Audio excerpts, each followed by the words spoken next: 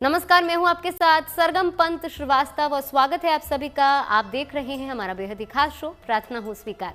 कहते हैं जिसने सावन में कावड़ उठाकर शिव का जलाभिषेक किया उसकी सभी मनोकामनाएं पूरी हो जाती हैं। हर हर महादेव, ओम नमः शिवाय और बोल बम के जयकारों के साथ ही कावड़ियां निकल पड़ते हैं बाबा के श्रृंगार के लिए। आज हम आपको बताएंगे कावड़ यात्रा का महत्व और इससे जुड़ी धार्मिक बातें अभी आपको बताएंगे। साथ ही ये भी जानेंगे कि इस यात्रा को लेकर क्या कहते हैं धर्म ग्रंथ और पुराण। तो चलिए शुरुआत करते हैं हमारे इस खास कार्यक्रम की।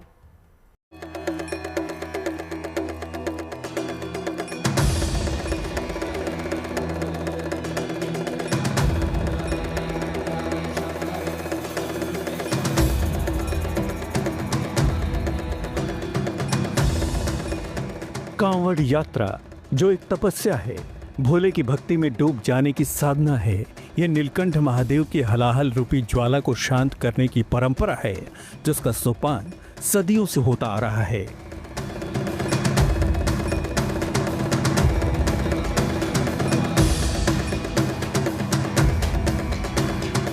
कांवड़िए जो महादेव की समर्पित भाव से भक्ति करते हैं, जिसमें नियम संयम के साथ ही अनुशासन भी सर्वोपरि होता है। माना जाता है कि भोले का ये जलाभिषेक मन, वचन और कर्म को भी शुद्ध करता है।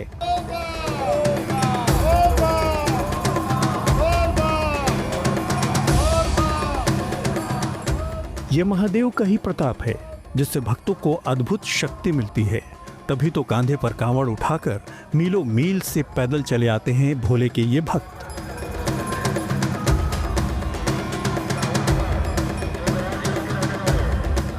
राह में कितनी भी मुश्किल क्यों ना आती हो, लेकिन इन भक्तों के हौसले को कभी भी डिगा नहीं पाती हैं।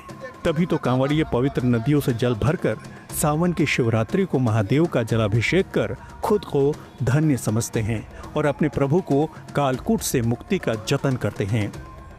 भगवान शिव से अपने मन की प्रार्थना करते हैं। देखिए, भगवान शिव ही एकमात्र ऐसे देवता हैं वो क्षण भर में आपसे प्रसन्न हो जाते हैं। कांवड़ यात्रा का अर्थ है अपने मन की कामना पूर्णता करवाना, पूर्णता करना और भगवान के शिव तत्व को प्राप्त कर लेना। कांवड़ियों का उत्साह देखते ही बनता है, क्योंकि मन में उमंग है अपने आराध्य के दर्शन की, दिल में कामना है शिवलिंग के जलाभिषेक की।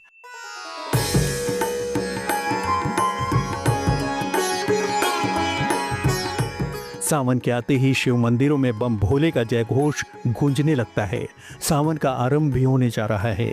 शिव को समर्पित ये माह मनोकामना पूर्ति के लिए भी सर्वोत्तम माना जाता है। इसलिए महादेव के भक्त कांवड़ में गंगा जल भरकर उनका अभिषेक करते हैं और महादेव भी प्रसन्न होकर भक्तों को कामना पूर्ति का वरदान देते हैं।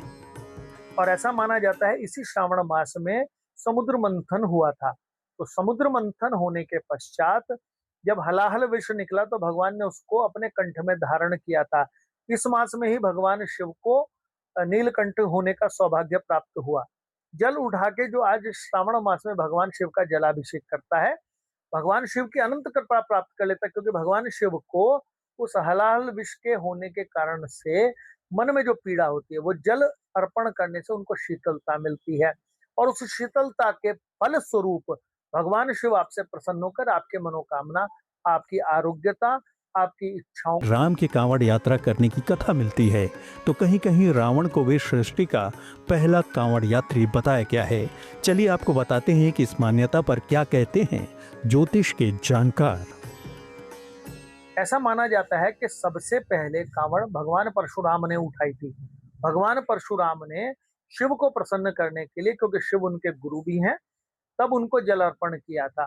उसी की मार्ग पे चलते हुए भगवान शिव के जितने भक्त हैं वो अपने मनोकामना पूर्ण करने के लिए जलाभिषेक करते हैं। मान्यता है कि त्रेता युग में श्रवण कुमार ने अपने माता पिता की इच्छा पूर्ति के लिए सबसे पहले कांवड़ यात्रा की थी। श्रवण कुमार अपने माता पिता को कांवड़ में बिठाकर हरिद्वार गंगा स्नान के लिए ले गए थे और फिर वहां से लौटते वक्त अपने साथ में गंगा जल भी लेकर आए। इसी गंगा जल से उन्होंने अपने माता पिता के द्वारा शिवलिंग पर अभिषेक करवाया था। मान्यता है कि तभी से कांवड़ यात्रा प्रारंभ हुई। तो वहीं कुछ भक्त भगवान परशुराम से इस कथा का आरंभ मानते हैं। कहते हैं भगवान परशुराम ने गढ़ मुक्तेश्वर से गंगा जल भरकर शिवलिंग पर चढ़ाया था और उसके बाद कांवड़ की शुरुआत हुई थी। तो कुछ भक्त मानते हैं कि रावण केवल शिव भक्त ही नहीं था, बल्कि वो सृष्टि का पहला कांवड़ यात्री भी था। मान्यता है कि भगवान राम ने भी भगवान शिव को कांवड़ चढ़ाई थी। आनंद रामायण में इस बात का उल्लेख मिलता है कि भगवान राम ने कांवड़िया बनकर देवघर स्थित बाबा वैद्यनाथ के ज्योतिर्लिंग का अभिषेक किया था। कांवड़ यात्रा को कामना पूर्ति के वरदान के तौर पर माना जाता है। मान्यता है कि सावन के पावन महीने में कांवड़ उठाने वाले भक्त के सभी पाप नष्ट हो जाते हैं। लेकिन कांवड़ उठाने के कुछ नियम भी हैं। आगे हम आपको कांवड़ उठाने के नियम और इसके लाभ के बारे में बताएंगे। तब तक आप कहीं मत जाइए और देखते रहिए प्रार्थना हो स्वीकार। शिव को समर्पित कावड़ यात्रा बहुत ही पवित्र मानी जाती है, जिसे हर इंसान करना चाहता है। देखिए, माना जाता है कि कावड़ यात्रा को लेकर कुछ नियमों का पालन करना भी काफी ज्यादा जरूरी होता है। लेकिन अगर आप कावड़ यात्रा नहीं कर रहे हैं तो घर पर ही शिव को मनाने का जतन कैसे करें, चलिए जानते हैं क्या है कावड़ यात्रा का शास्त्रीय विधान।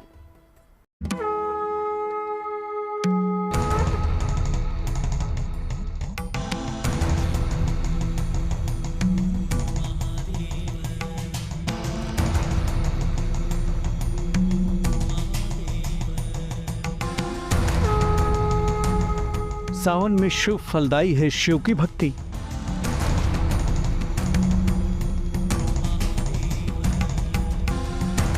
कांवड़ यात्रा से मिलती है कष्टों से मुक्ति।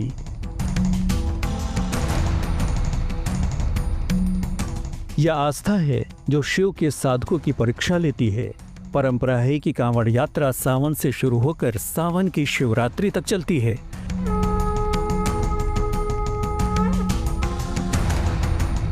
कांवड़ के पवित्र जल से शिव के भक्त शिवलिंग का जलाभिषेक करते हैं और अपनी मनोकामना की पूर्ति का वरदान पाते हैं।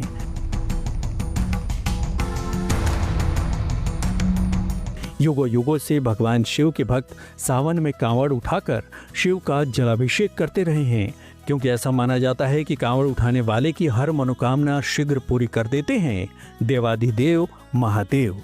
चलिए आपको बताते हैं कि कब से हो रहा है कांवड़ यात्रा का शुभारंभ।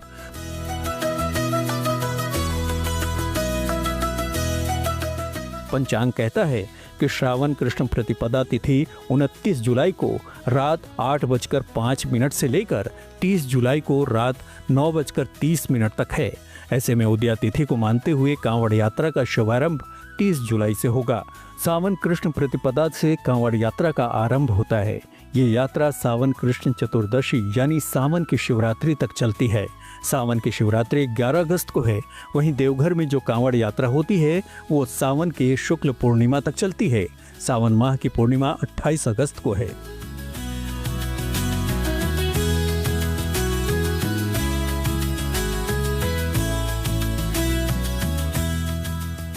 माना जाता है कि सावन माह में जलाभिषेक के लिए सभी दिन शुभ हैं, क्योंकि हर दिन महादेव का है। लेकिन जो लोग कांवड़ यात्रा करते हैं वे चाहते हैं कि वे जलाभिषेक सावन के सोमवार को करें। चलिए आपको बताते हैं कि किन किन खास तिथियों पर भोले का जलाभिषेक करके महादेव को प्रसन्न कर सकते हैं।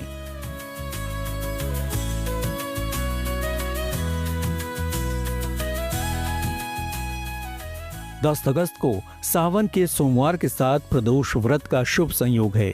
ये दिन जलाभिषेक के लिए बहुत उत्तम है। 11 अगस्त को सावन की शिवरात्रि है। 17 अगस्त को सावन के सोमवार के साथ साथ नाग पंचमी का संयोग भी है। 28 अगस्त को सावन की पूर्णिमा है। उस दिन श्रावण मास का अंतिम दिन है।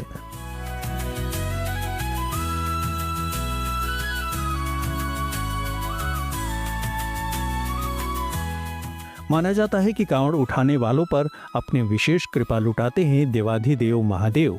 इसलिए सावन में शिव के भक्त कांवड़ में जल भरकर शिव को चढ़ाते हैं और अपनी मनोकामना की पूर्ति का वरदान पाते हैं। लेकिन कांवड़ उठाने के लिए कुछ नियमों का पालन करना भी आवश्यक है, तो गौर से देखिए। कांवड़ उठाने के लिए सबसे पहले तो व्यक्ति को अपने आप एक तपस्या है, ये तो तपस्वी के समान रहना होता है। किसी के हाथ का भोजन नहीं करना होता, किसी प्रकार का व्यसन नहीं करना होता। वस्त्र भी ऐसे धारण करते रहते हैं जिन्हें हम श्रावण में भगवान शिव के गण मानते हैं। भगवे वस्त्र धारण करते हैं या काले रंग के वस्त्र धारण करते हैं और भगवान का हर की पैड़ी आदि से ब्राह्मण से पूजन करा के संकल्प पूर्वक जल लेकर चलते हैं और उस जल को अपने इच्छित शिवालय में अर्पण करते हैं। उसके पश्चात ही वो अपने घर जाके मंगल तिलक आदि करा के घर का व्रत पूर्ण करते हैं। गूलर के पेड़ के नीचे से नहीं निकलना चाहिए। सोने के समय पर ऐसी जगह पर सोना चाहिए जो स्वच्छ हो और भगवान शिव को, जैसे शिवालय, किसी प्रकार के व्यसन आदि से बचना चाहिए। किसी पवित्र नदी से जल भरकर शिवलिंग पर जल अर्पित करना चाहिए। इसके लिए गंगा नदी का जल सर्वश्रेष्ठ है। कांवड़ के जल को भूमि पर नहीं रखना चाहिए। कांवड़िए कांवड़ यात्रा के दौरान शिव मंत्र का जाप करते रहें। कांवड़ उठाने वाले व्यक्ति के घर में भी सात्विक भोजन बनना चाहिए। भगवा वस्त्र धारण करके कांवड़ उठाना चाहिए। मान्यता है कि इससे ऊर्जा स्तर संतुलित रहता है। अगर कांवड़ उठाने वाले व्यक्ति का स्वास्थ्य बीच में खराब हो जाए तो कोई और भी उसकी जगह कांवड़ उठा सकता है।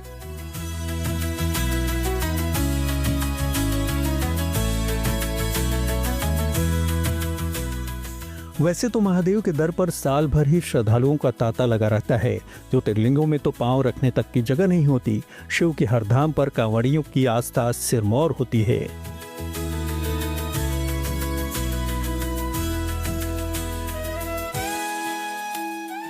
लेकिन कुछ ऐसे भी भक्त होते हैं जो लोग कांवड़ उठाकर यात्रा करने में सक्षम नहीं होते हैं, तो वो कैसे घर बैठे पा सकते हैं भोलेनाथ का आशीर्वाद?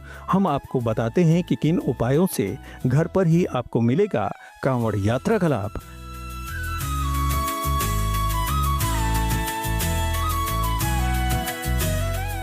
ज्योतिष के जानकार बताते हैं कि लोटे में जल भरकर या गंगा जल भरकर शिव मंदिर की 27 बार परिक्रमा करें। इसके बाद वही जल शिवलिंग पर अर्पित कर दें। ध्यान रखें कि आप नंगे पैर रहें और पीले या नारंगी रंग का वस्त्र धारण करें। लोटे में थोड़ा सा बचा हुआ जल रखें और घर के हर कोने में छिड़क दें। अगर ये प्रक्रिया सोमवार को करें तो सर्वोत्तम फल प्राप्त होगा। कोई व्यक्ति यदि कांवड़ यात्रा पे नहीं आना चाहता या नहीं आ सकता, हर एक के लिए आवश्यक भी नहीं होती कि ये दौड़ दौड़े ही, लेकिन मनों की इच्छा पूर्ण करना चाहता है तो भगवान शिव को जल का एक लोटा, गंगा जल सनातन धर्मियों के घर में अवश्य होता ही है। न हो तो गंगा आदि का ध्यान करके पवित्र स्वच्छ जल को घर के पार्थिव शिवलिंग पे आप अर्पण कर सकते हैं, नहीं तो घर के पास मौजूद किसी भी शिवलिंग पर गंगा आदि का ध्यान करते हुए, हर की बड़े ब्रह्म कुंड का ध्यान करते हुए, जो कि कुंभ क्षेत्र है, फिर भगवान शिव के मंत्रों के स्वार्थ में जलाभिषेक करते तो वही फल प्राप्त होता है। आपकी मनोकामना कोई भी हो, शिव की उपासना और आराधना में इतनी शक्ति है कि आपको हर कष्ट से मुक्ति मिल सकती है।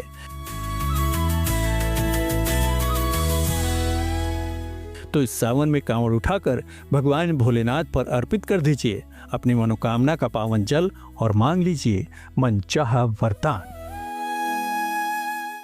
कहते हैं कि कांवड़ यात्रा साधक के आत्मबल की भी परीक्षा लेते हैं, साथ ही तन और मन में एक दिव्य ऊर्जा की अनुभूति करवाती है।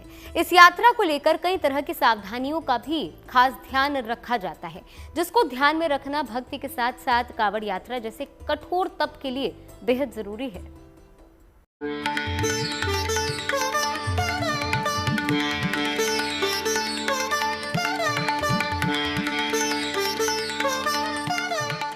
मन में शिव को साथ लिए कोई नंगे पैर ही कांवड़ यात्रा करता है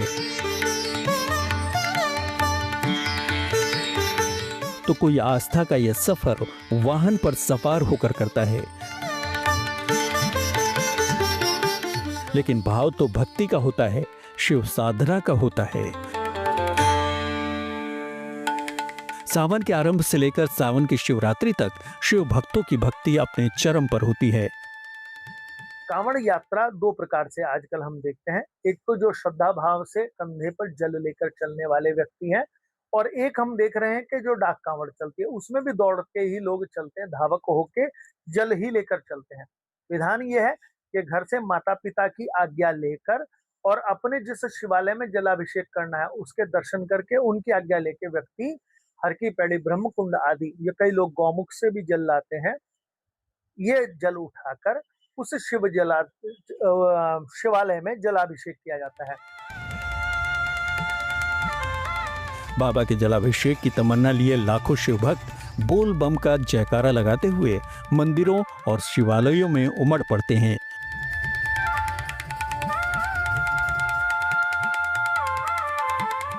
कहते हैं सावन में शिवरात्रि के पावन अवसर पर जो शिव भक्त भगवान शंकर का जलाभिषेक कांवड़ से लाए गए गंगा जल से करता है, उसके भाग्य फल में शुभता का प्रवेश हो जाता है, जीवन में सब मंगल होने लगता है। बदलते वक्त के साथ साथ कांवड़ यात्रा का स्वरूप भी बहुत बदल चुका है। आज के दौर में 5 तरह की कांवड़ देखने को मिलती है। कांवड़ मुख्यतया 2-3 प्रकार की गिनते हैं। एक तो चल कांवड़ है, जिसे आजकल डाक कांवड़ कहने लगे हैं। उसमें वाहनों से आते हैं और जल वाहनों से ही लेके जाते हैं। इसका एक और रूप है कि वाहन तो आते हैं, साथ साथ चलते हैं, लेकिन जल जो लेके चलते हैं वो दौड़ते हुए चलते हैं और अपनी मनोकामना पूर्ण करने वाले उस शिवालय में जल चढ़ाते हैं। दूसरा, एक जो कांवड़ का स्वरूप हम देखते हैं कि शिव के जल अभिषेक करने के लिए कंधे पर पैदल करते हैं, पैदल आते हैं और पैदल ही जाते हैं।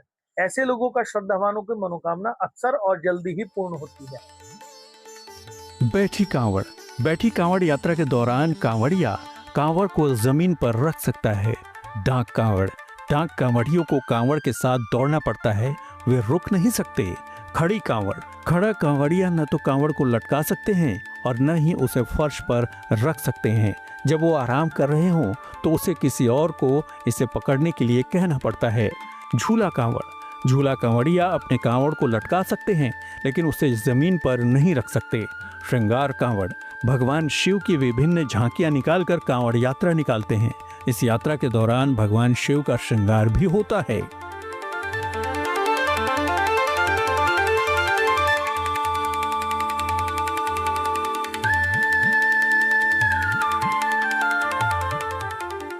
कांवड़ यात्रा महादेव को प्रसन्न करने और उनकी कृपा पाने का एक अमोघ उपाय है, लेकिन कांवड़ उठाने से पहले इसकी सावधानियों को जान लेना बेहद जरूरी है। तो अगर आप भी कांवड़ उठाने वाले हैं तो गौर से देख लीजिए।